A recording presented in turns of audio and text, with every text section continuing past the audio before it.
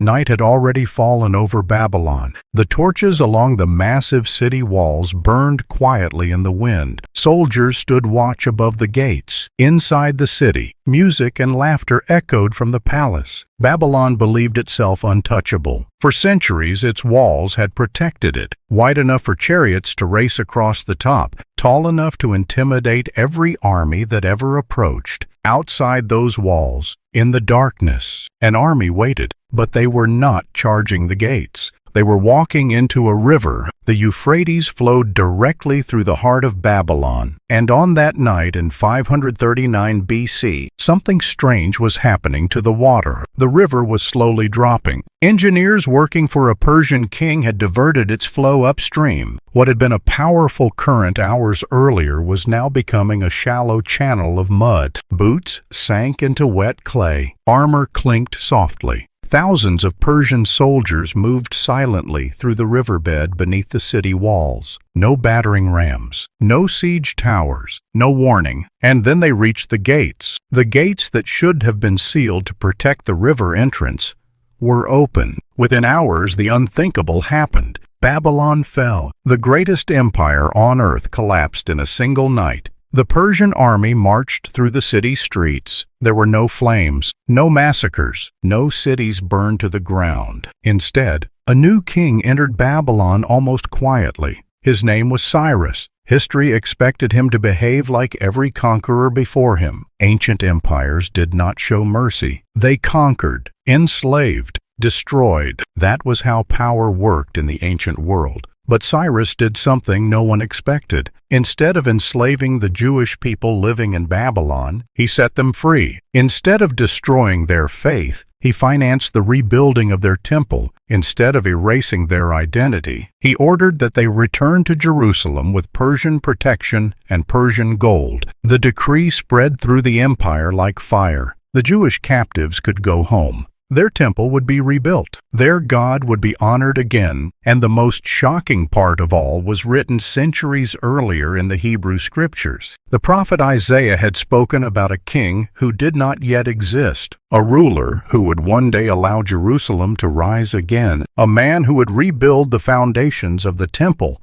Isaiah even recorded his name, Cyrus. Then Isaiah wrote something almost unbelievable. This is what the Lord says to his anointed, to Cyrus. The word anointed in Hebrew is Mashiach, Messiah, a pagan Persian king, called by the same sacred title that would later be used for Jesus. Think about that for a moment. The empire that gave birth to modern Iran was once the nation God used to rescue Israel. Persia freed the Jewish people. Persia rebuilt their temple. Persia protected them when they were powerless. And yet today, the nation that inherited that empire stands among Israel's most dangerous enemies. How does something like that happen? How does a nation move from being a protector to becoming a threat? Most people believe the conflict between Israel and Iran is about modern politics, oil, territory, nuclear weapons. But what if the roots of this conflict are far older than any modern government? What if the story begins thousands of years before Israel and Iran even existed as nations? Because long before Persia rose to power, long before Babylon fell, the seeds of this conflict were planted inside a single family, a family that changed the course of history. The Bible traces the origins of entire nations back to that moment. It describes a decision made inside a desert tent that would echo across thousands of years of human history. 2 sons were born from that family. 2 bloodlines began. 2 destinies unfolded. And the relationship between those 2 lines has never fully healed. To understand why Israel and Iran now stand on opposite sides of history, we have to go back to the very beginning, back to the first map of the ancient world. Back to a chapter of Genesis that most people read quickly and forget, but hidden inside that chapter are the names of nations that would shape the future, including the ancestors of Israel and the ancestors of Persia. Long before there was a nation called Israel, long before there was a land called Iran, The Bible describes a moment when the entire human world began again. Genesis chapter 10 opens with a simple idea that is easy to overlook. After the flood, the earth was repopulated by the descendants of one man, Noah. 3 sons stepped off the ark with him: Shem, Ham, and Japheth. From those 3 families, according to the biblical record, every nation of the ancient world would eventually emerge. Genesis 10 is sometimes called the Table of Nations. It reads almost like a list of names, line after line, son after son, tribe after tribe. At first glance, it feels like genealogy, but hidden inside that genealogy is something far more important. It is the Bible's first map of human civilization. Every major people group that would later rise to power appears somewhere in that ancient chapter: Egypt, Assyria, Canaan, the peoples of Anatolia, the tribes of Mesopotamia. And buried in that long list are 2 names that would eventually shape the future of the Middle East. Most readers pass them without noticing. The first name is Elam. Genesis tells us that Elam was one of the sons of Shem. His descendants migrated eastward, settling in the fertile lowlands near the Persian Gulf, in what is now southwestern Iran. Over time they built cities, developed their own language, and formed a powerful kingdom. Ancient records outside the Bible confirm that Elam became one of the earliest civilizations of the region. For centuries, it stood alongside powerful neighbors like Babylon and Assyria. This was not a minor tribe lost in history. It was an organized state with armies, kings, and influence across Mesopotamia. The second name appears a little later in the chapter: Madai. Madai was a descendant of Japheth. His people settled further north, in the rugged mountains of what is now northern Iran. Unlike the fertile plains of Elam, this region was harsh and unforgiving. Mountain cultures have a way of shaping their people. The Medes grew up in difficult terrain, among narrow valleys and cold highlands. They became skilled fighters, independent tribes bound together by survival. Over centuries, those tribes would unite, and when they did, they would form one half of an empire that would shake the ancient world. The Medes. History remembers them as one of the founding partners of the Medo-Persian Empire. But here is the detail that almost no one notices when reading Genesis. Elam and another name listed nearby share the same father, Arphaxad. Arphaxad would later become the ancestor of Abraham, which means the ancestors of Persia and the ancestors of Israel appear in the same genealogical branch of the biblical record. In the language of Genesis, they are part of the same extended family. Before they were enemies, they were relatives. Before they were nations, they were descendants of the same household, and that detail changes the way we see the story, because conflicts between strangers are common in history, but conflicts between relatives are different. They carry memory, they carry emotion, they carry the weight of shared origins. The Bible suggests that the early peoples connected to the lands of modern Iran and the lineage that would eventually produce Israel were not isolated civilizations that collided by accident. Their roots reach back into the same ancient narrative, but the tension between them does not remain theoretical for long. Only a few chapters later, the book of Genesis records something unexpected. The first international war described in the Bible, and at the center of that conflict, once again, is Elam. Genesis chapter 14 tells the story of a coalition of eastern kings who marched westward into the land of Canaan. These rulers formed a military alliance to suppress a rebellion among the cities of the Jordan Valley. Leading that coalition was a king whose name appears repeatedly in the text, Chedorlaomer, king of Elam. The armies swept through the region, defeating local rulers one by one. Cities fell, territories were looted, prisoners were taken. Among those prisoners was a man named Lot. Lot was not just another captive, he was the nephew of Abraham. When news of the invasion reached Abraham, he faced a choice. He was not a king. He commanded no empire. His household contained only a small group of trained men, 318. That was the entire force he could assemble against a coalition of kings who had just defeated multiple cities. Yet Abraham did something extraordinary. He pursued them. The Bible describes a daring night attack. Abraham divided his small force, struck the enemy camp in darkness, and forced the coalition armies to retreat. Lot was rescued, the captives were freed, and the kings of the east were driven away. It is one of the most dramatic early battles recorded in the biblical narrative, and once again, the name Elam stands near the center of the story. Even in the earliest chapters of Genesis, the peoples connected to that region and the family line of Abraham cross paths in conflict. But those battles are only a shadow of something deeper that is about to unfold. Because the real fracture in this story does not happen between armies. It happens inside Abraham's own household, inside a family tent in the desert. And the decision made there will echo across thousands of years of history. The story that will eventually shape nations does not begin with armies. It begins with a promise. God called Abraham out of his homeland and led him into a future he could not yet see. The promise given to him was almost impossible to imagine. One man wandering through desert lands without a kingdom, without an army, without even a permanent home, was told that his descendants would become a great nation. God once took Abraham outside beneath the night sky. Look at the stars. He said, "Count them if you can, so shall your descendants be." Abraham believed that promise. The Bible records it simply, almost quietly. Abraham believed God, and it was credited to him as righteousness. But belief does not remove waiting. Years passed, then more years. The promise remained, but the child who would begin that nation never appeared. There was a reason for that silence. Sarah, Abraham's wife, could not have children. Genesis states it directly long before the promise begins to unfold. Sarah was barren. The very woman through whom the nation was supposed to come had no way to produce the child that would fulfill the promise. Time moved forward anyway. 5 years, 10 years. The desert journeys continued. Camps were set up and taken down. Seasons came and went. Yet still there was no sun. Waiting can test faith in ways that dramatic moments never do. It is easy to believe during miracles. It is harder to believe during long silence. Eventually, Sarah made a decision that was common in the ancient world,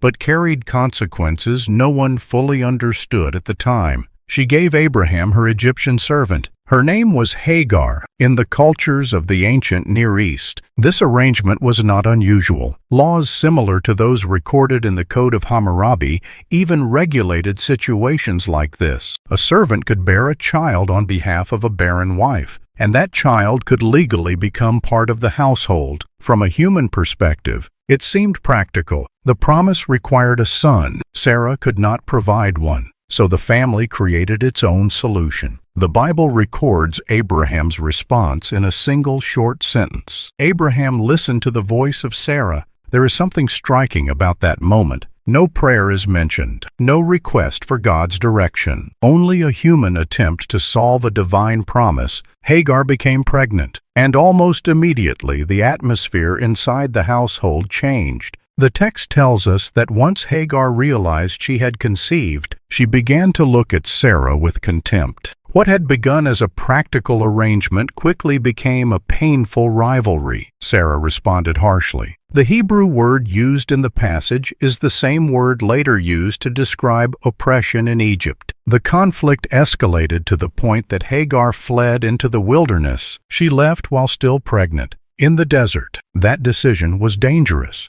There were no cities nearby, no reliable water sources. A pregnant woman traveling alone through that landscape was not beginning a journey. She was facing the possibility of death. But something happened in the wilderness that had never occurred before in the biblical story. At a spring along the road to Shur, the angel of the Lord appeared to Hagar, not to Abraham, not to a priest, not to a king, to a runaway servant. The message she received carried both comfort and warning. She was told to return to Abraham's household. her son would be born, and his descendants would become too numerous to count. But the angel also spoke words that would echo across centuries. The child was to be named Ishmael. The name means God hears. God had heard her suffering in the desert. Yet alongside that promise came a prophecy about the life that child would lead. He will be like a wild donkey of a man. His hand will be against everyone, and everyone's hand against him. He will live in hostility toward his brothers. Before Ishmael had even been born, the Bible describes a future filled with tension. Still, the child survived. Hagar returned. Ishmael was born. For 13 years he grew up as Abraham's only son. The boy played in the camp, walked beside his father, and learned the life of a desert household. As far as anyone could see, he was the heir to Abraham's future. Then, when Abraham was 99 years old and Sarah was 90, something extraordinary happened. God spoke again. Sarah will have a son. His name will be Isaac, and through Isaac the covenant will continue. Abraham fell face down when he heard those words. The Bible says he laughed, overwhelmed by the impossible idea that a couple so old could still have a child. But his next words reveal something deeply human. If only Ishmael might live under your blessing. Abraham was not arguing with God. He was pleading for the son he already loved. God answered that request. Ishmael would indeed become the father of a great nation. 12 princes would descend from him, and his people would spread across the deserts of the region. But the covenant, the specific promise connected to Abraham's lineage, would pass through Isaac. The blessing was shared. The covenant was not. When Isaac was finally born, joy filled the household. But the fragile peace inside Abraham's family would not last long. Years later, during a celebration marking Isaac's weaning, Sarah noticed Ishmael laughing. The Hebrew text leaves the meaning unclear. It could mean playing. It could mean mocking. Whatever the tone was, Sarah saw it as a threat. Her response was decisive. Cast out this servant and her son. The child of that woman will not share the inheritance with my son Isaac. Abraham was deeply distressed. The Bible does not hide his pain. Ishmael was his firstborn, but God instructed Abraham to listen to Sarah. The covenant line would pass through Isaac, and Ishmael's future would unfold elsewhere. Early the next morning, Abraham prepared bread and a skin of water. He placed them on Hagar's shoulder, and he sent them away. No recorded speech, no farewell speech preserved in the text, just a father watching his son disappear into the desert. Hagar wandered through the wilderness of Beersheba until the water was gone. When the skin was empty, she placed the boy under a bush and walked a short distance away. She could not bear to watch him die. But God heard the voice of the boy. Once again, a messenger appeared. Hagar's eyes were opened. She saw a well. Water meant life. Ishmael survived. He grew up in the desert, became skilled with the bow, and his descendants would eventually form tribes that spread across the Arabian regions. Meanwhile, Isaac would grow into the line that would later produce Jacob, and Jacob would receive a new name, Israel. 2 sons, 2 lineages, 1 father. The Bible records one final moment when those 2 lines briefly stand together again. Genesis 25 describes the death of Abraham. 2 men came to bury him in the cave of Machpelah, Isaac and Ishmael. The text does not record their conversation. No reconciliation speech, no dramatic confrontation. Just 2 aging brothers standing beside the grave of the man who had shaped both of their lives. Then they returned to their separate paths. History would remember those 2 lines as the beginning of nations, and the tension that began inside Abraham's household would continue to echo through the centuries that followed. But the story of Persia and Israel was far from finished, because generations later, the descendants of Abraham would face a disaster so severe that only a foreign empire could rescue them. And the nation that stepped into that role would once again be Persia. Centuries passed after the death of Abraham. Empires rose and fell across the ancient world. Tribes grew into kingdoms. Kingdoms expanded into empires. The descendants of Isaac eventually formed the nation known as Israel. For a time they flourished. Jerusalem became their capital. A temple stood on Mount Zion, a place where their worship centered and their identity was anchored. But history rarely moves in a straight line. In the 6th century before Christ, disaster struck.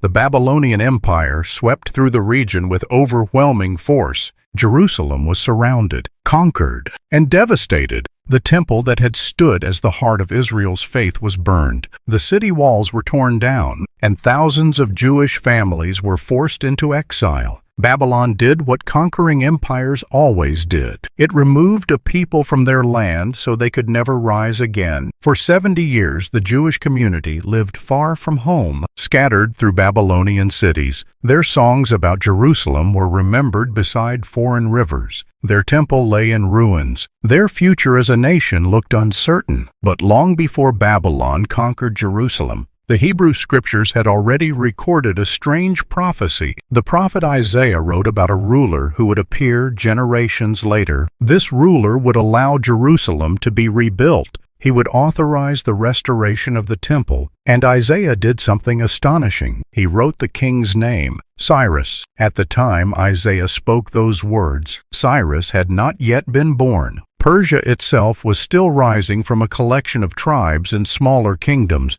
The prophecy described a future moment that seemed almost impossible to imagine. Yet history moved steadily toward that moment. Far to the east, the lands that had once been associated with the ancient peoples of Elam and the Medes were changing. Tribal confederations were growing into organized states. Kings united scattered regions under a single authority. Armies were trained, alliances formed, and influence expanded. The Persians emerged among those peoples as a rising power. One of their leaders would eventually unite the Persians with the Medes, creating a formidable new empire. His name was Cyrus, the same name Isaiah had written down more than a century earlier. Cyrus proved to be an extraordinary ruler. He expanded Persian influence across vast territories, defeating rival kingdoms with remarkable speed. Yet unlike many conquerors of the ancient world, he adopted a policy that surprised both allies and enemies. He allowed conquered peoples to maintain their traditions. Instead of forcing cultures to disappear, Cyrus often permitted them to preserve their religions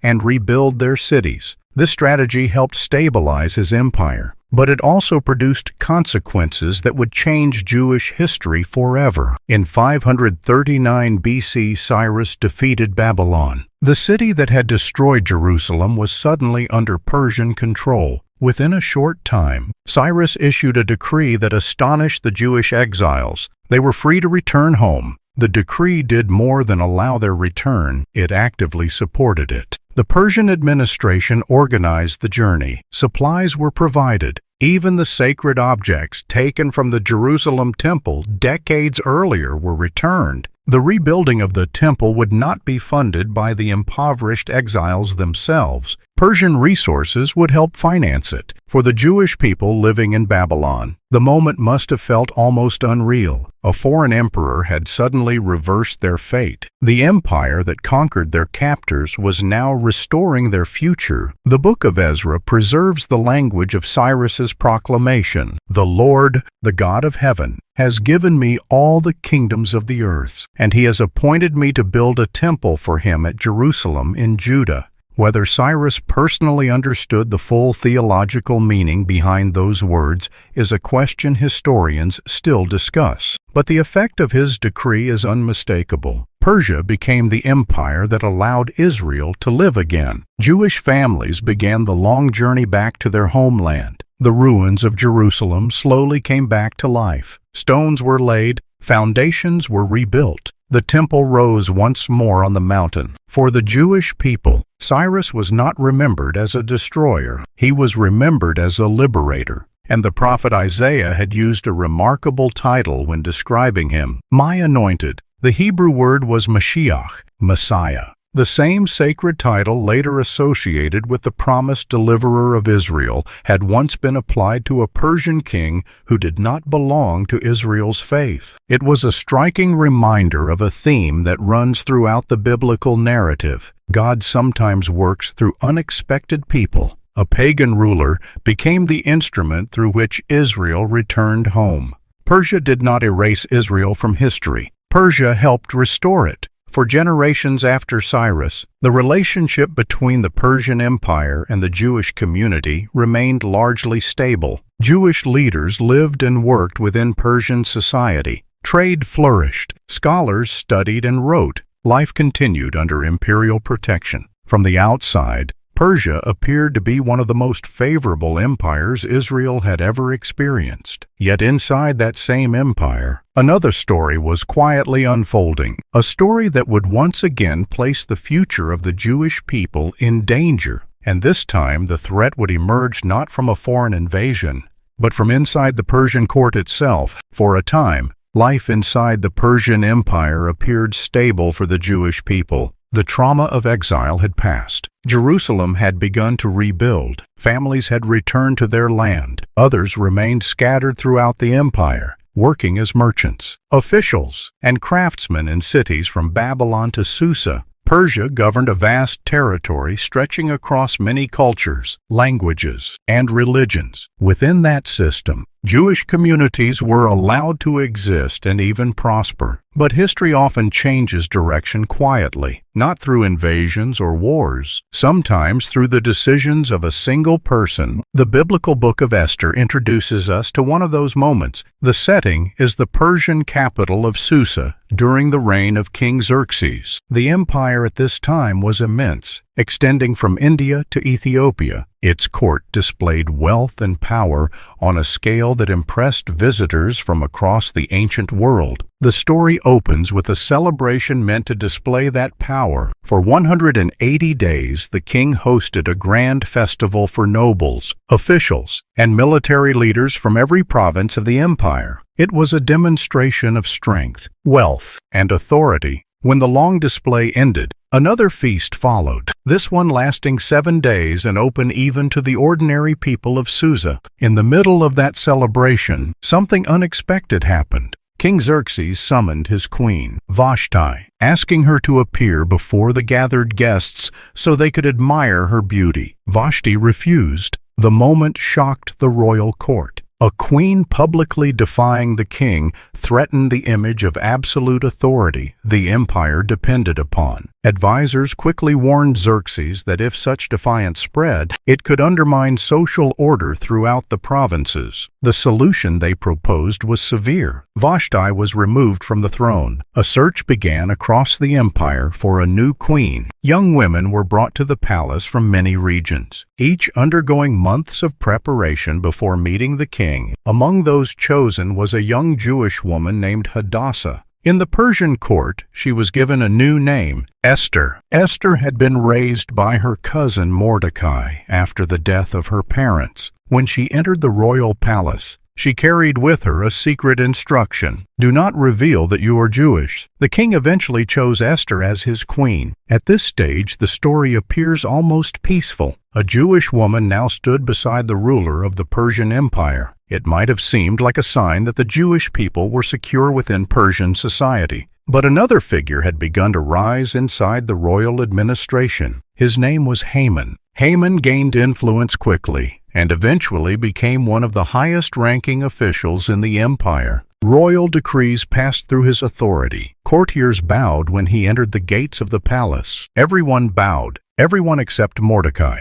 The reason for Mordecai's refusal is not explained in detail, but the effect was immediate. Haman was enraged. The insult was personal, but his anger soon grew beyond a single man, learning that Mordecai belonged to the Jewish people. Haman decided that punishing Mordecai alone was not enough. He would destroy the entire nation. Haman approached the king with a proposal disguised as administrative advice. He spoke about a scattered group of people living throughout the provinces whose laws were different from those of the empire. It is not in the king's interest, he argued, to tolerate them. A decree was written. The royal seal was placed upon it. On a designated day, every Jewish man, woman, and child across the Persian Empire would be destroyed. The machinery of genocide had begun to move, but the biblical text includes a detail that later readers would find deeply significant. Esther 3. One describes Haman with a specific title, Haman the Agagite. The name Agag connects Haman to the ancient Amalekites, a people remembered in earlier biblical narratives as long-standing enemies of Israel. Generations earlier, the Israelite king Saul had been commanded to destroy the Amalekite king Agag, but failed to do so completely. The presence of an Agagite within the Persian court suggests a haunting possibility. An ancient hostility had survived, and now it had reached the highest levels of the empire that once protected the Jewish people. When Mordecai learned of the decree, he sent word to Esther. Her position in the palace might be the only chance to intervene, but approaching the king without being summoned carried a deadly risk. Persian law was clear. Anyone who entered the throne room uninvited could be executed immediately. Esther had not been called to see the king in 30 days. The danger was real, yet she made her decision. Dressed in her royal garments, Esther walked toward the throne room and stood before the king. For a moment, everything depended on a single gesture. The king looked up and raised his golden scepter. Esther was spared, but instead of revealing the plot immediately, she invited the king and Haman to a banquet. Then another banquet. She allowed tension to grow while Haman's confidence expanded. At the second feast, the truth finally emerged. The enemy seeking the destruction of her people,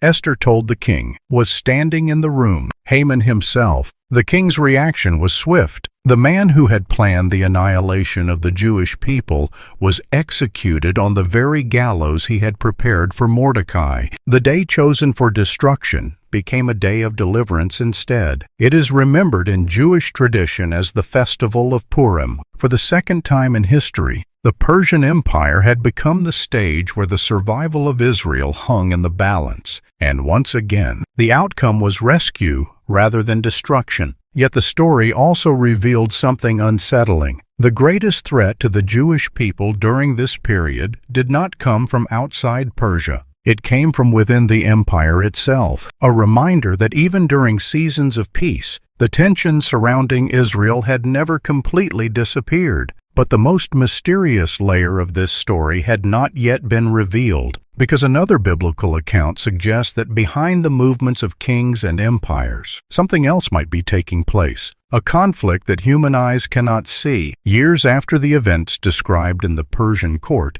another Jewish figure was living far from Jerusalem, serving inside one of the most powerful governments of the ancient world. His name was Daniel. Daniel had first arrived in Babylon as a young exile during the earlier destruction of Jerusalem. Over the decades that followed, he witnessed the fall of Babylon and the rise of the Persian Empire. Kings changed, empires shifted, but Daniel remained a respected advisor within the royal administration. Late in his life, the book that bears his name describes a moment that stands apart from the political stories of kings and battles. Daniel had been fasting for 3 weeks. For 21 days he ate no rich food, drank no wine, and spent his time in mourning and prayer. The reason for his distress is not explained in detail, but the text suggests deep concern about the future of his people and the fate of Jerusalem. Then something happened that Daniel struggled even to describe. Standing near the Tigris River, he saw a figure unlike any ordinary human being. The description is vivid and almost overwhelming. The man was clothed in linen. His body shone like polished stone. His face flashed like a lightning. His eyes burned like torches of fire. His arms and legs gleamed like burnished bronze, and his voice sounded like the roar of a vast crowd. The men standing with Daniel did not see the figure, but terror fell on them anyway. They ran and hid, leaving Daniel alone. Overcome by the vision, Daniel collapsed to the ground with no strength left in him.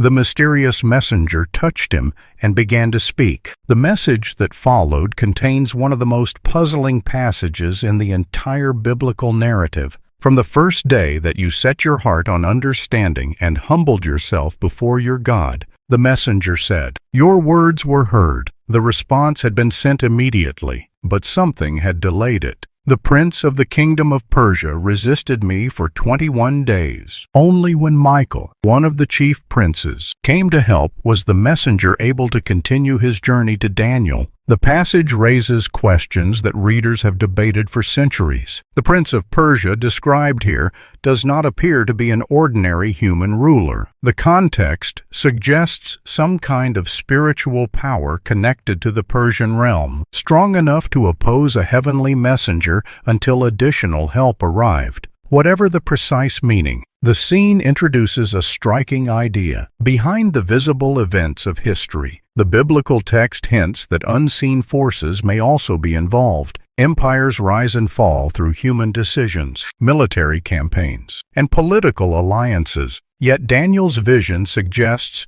that another dimension of conflict may exist beyond what people can observe. It is an idea that has shaped the way many readers understand the long struggle surrounding Israel. The tension does not appear only in politics. It also appears in the spiritual imagination of the biblical writers. After the Persian period described in Daniel and Esther, centuries passed again. The Persian Empire itself eventually fell to Alexander the Great. Greek kingdoms followed. Then Roman power expanded across the Mediterranean world. Through all of these changes, Jewish communities continued to live throughout the region that had once belonged to Persia. Trade routes crossed deserts and mountains. Cultures mixed. Religious traditions evolved. For a long time, relations between the peoples of the Persian world and the Jewish communities living among them remained relatively stable. Then, in the 7th century after Christ, a dramatic transformation occurred. Arab armies carrying the message of Islam swept across the Middle East. The old Sasanian Persian Empire collapsed under the pressure of those conquests. Persia gradually became part of a new religious and political landscape shaped by Islamic rule. Over generations, the culture of the region changed. Languages shifted. Religious identities evolved. The relationship between the lands that had once formed the Persian Empire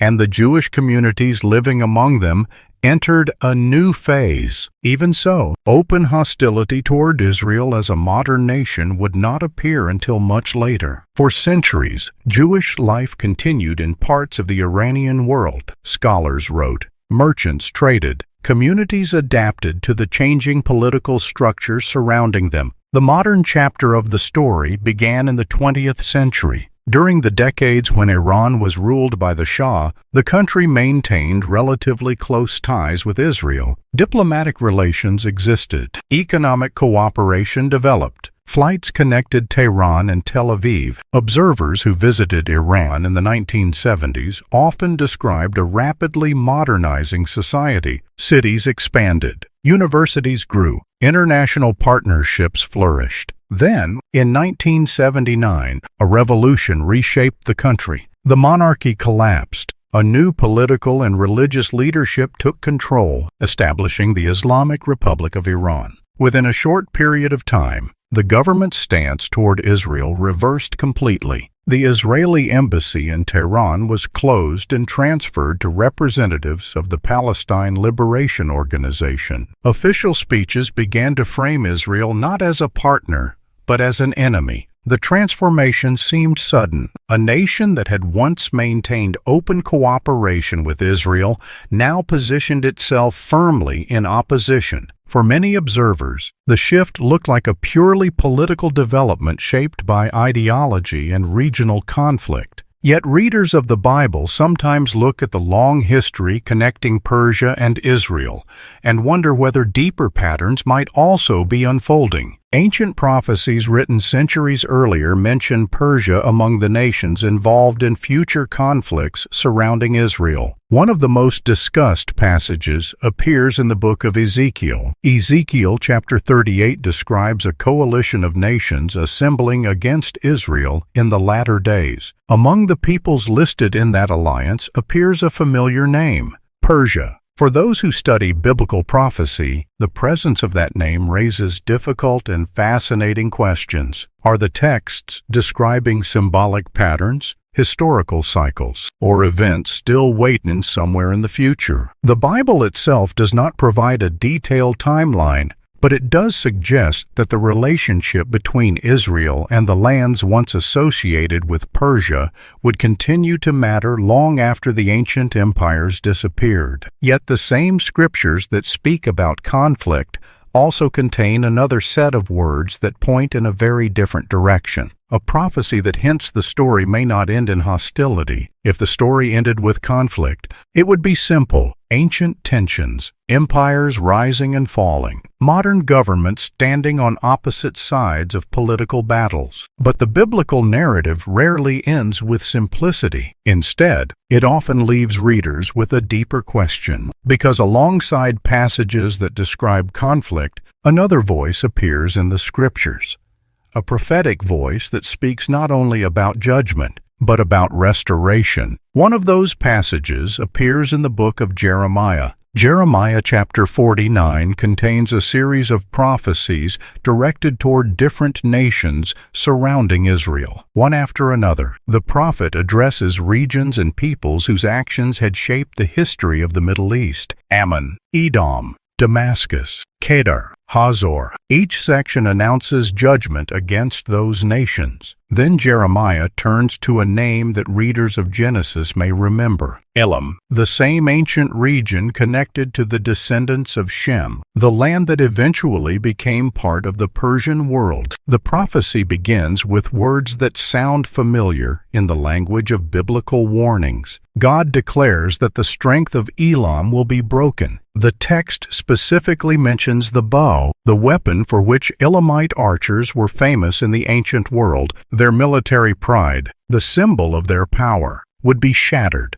Disaster would come. Leaders would fall. The nation would face a period of turmoil and scattering. If the passage ended there, it would sound like many other prophetic judgments recorded in the Old Testament. But Jeremiah adds something unexpected. After describing the coming crisis, the prophecy turns in a different direction. In the latter days, the Lord says, "I will restore the fortunes of Elam." That final sentence stands out. Most of the other nations listed in the same chapter receive only judgment. Elam receives both judgment and restoration. For centuries, readers have wondered what that promise might mean. The Bible does not describe the exact details. It leaves the statement almost open, like a door waiting for history to walk through it. Yet the idea itself is remarkable. The land associated with the ancient ancestors of Persia is not portrayed as permanently rejected. Instead, the prophecy suggests a future in which something broken is repaired, a future in which restoration follows hardship. When people look at the modern tensions surrounding Iran and Israel, the language of prophecy often becomes part of the conversation. Some focus on passages describing conflict. Others notice verses like the one in Jeremiah that hint at renewal. History itself continues to move forward, sometimes in unexpected ways. Today, Iran is often described as one of the most tightly controlled religious states in the world. Public conversion away from Islam carries serious consequences. Religious expression outside the structures approved by the government can be dangerous. And yet reports from various researchers and religious organizations suggest that small Christian communities have quietly continued to grow inside the country. Many of these gatherings happen in private homes rather than public churches. Believers meet in small groups, sharing scripture, praying together, and encouraging one another despite the risks. Stories circulate about people who say their journey toward Christianity began in unusual ways. Some speak of dreams. Others describe encounters with Scripture that changed the direction of their lives. Because these communities operate largely underground, precise numbers are difficult to confirm. But the persistence of these gatherings suggests that spiritual curiosity has not disappeared from the land once associated with ancient Persia. For those who read the Bible as a long unfolding story, moments like these can feel like reminders that history rarely follows the patterns we expect. The same region that produced kings who once helped restore Jerusalem, the same land that later stood in opposition to Israel, may still have chapters left to write. The scriptures themselves hold that tension. On one page, warnings about conflict. On another, promises of renewal. Which of those themes will ultimately define the future remains a question that history has not yet fully answered. But the ancient narrative leaves room for hope. It remembers a Persian king who allowed a broken nation to return home. It records a queen inside the Persian palace who risked her life to save her people. And it preserves a prophetic line suggesting that even nations facing judgment